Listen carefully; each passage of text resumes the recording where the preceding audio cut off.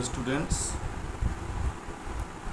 আমরা আজকে ইংরেজির সেন্টেন্স সম্পর্কে জানব। সেন্টেন্স কিভাবে হয়, কিভাবে সেন্টেন্স তৈরি হয় সেই সম্পর্কে জানব। আমরা প্রথমে জানব লেটার মানে কি। লেটার মানে হচ্ছে অক্ষর, ওয়ার্ড মানে কি শব্দ। তাহলে কটি লেটার আছে ইংরেজিতে, কটা অক্ষর আছে ইংরেজিতে? 26টা।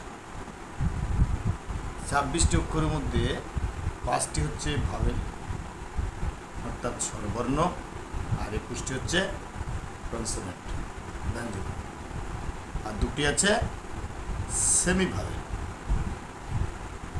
আমরা জানবো কতগুলি অক্ষর পরপর বসালে তৈরি হয় শব্দ অর্থাৎ ওয়ার্ড।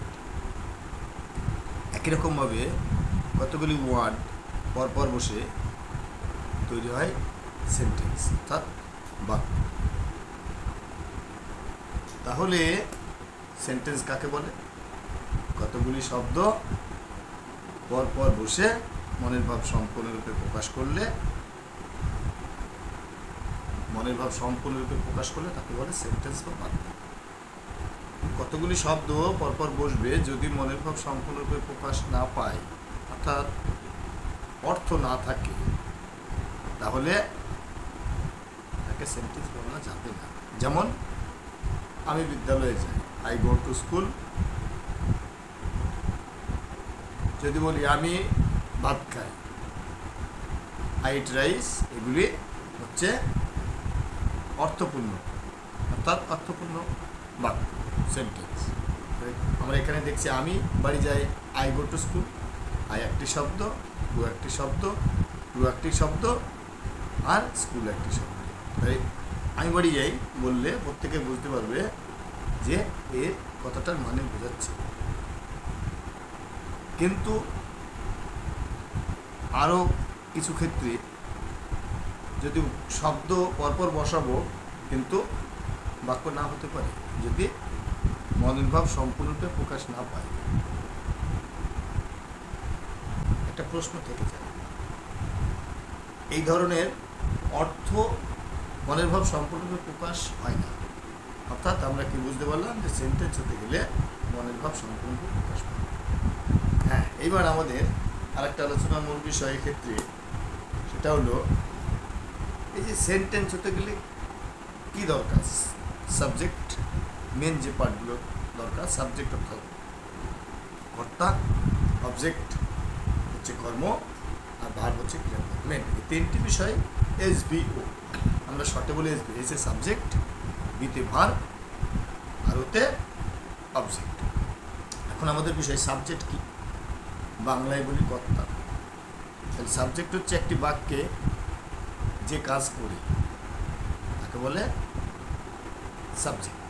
যেমন আই গো টু স্কুল, এখানে কাজ করছে কে? আই, আমি। তাই আমি হচ্ছে এখানে সাবজেক্ট। আমি ভাত খাই, আই ইট রাইস, তাহলে এখানে ভাত খাচ্ছে কে, কাজ করছে কে? আমি হচ্ছে সাবজেক্ট অর্থাৎ কর্তা। এরপরে কি অবজেক্ট। অবজেক্ট একটা অবজেক্ট হচ্ছে কর্ম। তাহলে একটি বাক্যে কর্তা যে কাজ করে সেটা হচ্ছে কর্ম অর্থাৎ অবজেক্ট। যেমন আই ইট রাইস, আমি ভাত খাই, তাহলে কর্তা কি করছে? ভাত খাচ্ছে, তাই ভাত এখানে, রাইস হচ্ছে অবজেক্ট। তাহলে সাবজেক্ট আমার কর্তা চলে গেল, অবজেক্ট কর্ম চলে গেল, এবার ভাত। তাহলে I eat rice, eat rice. তাহলে এই যে ইট খাওয়া, যদি হতো আই রাইস বাক্য হবে না, তাহলে আই ইট রাইস। তাহলে ইট অর্থাৎ ভার্ব ক্রিয়াপদ। তাহলে একটি বাক্যে যার দ্বারা কোনো কাজ করা, হওয়া, থাকা ইত্যাদি বোঝায় তাকে বলে ভার্ব বা ক্রিয়া। তাহলে আমরা জানলাম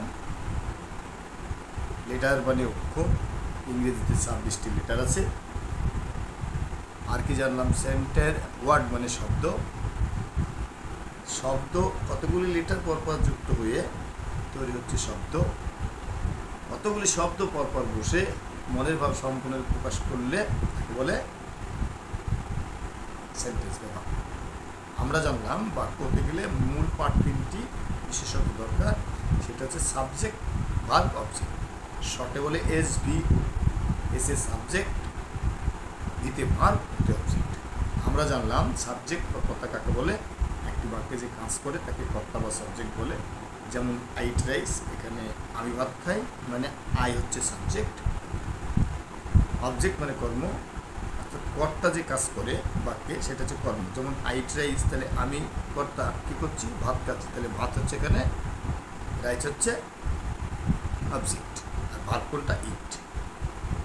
ক্রিয়াপদ কাকে বলে, যে একটি বাক্য হতে যে সাহায্য করে, যার দ্বারা কোনো কাজ করা হওয়া থাকে সেটাকে বলে ভার্ব। পরের দিন আমরা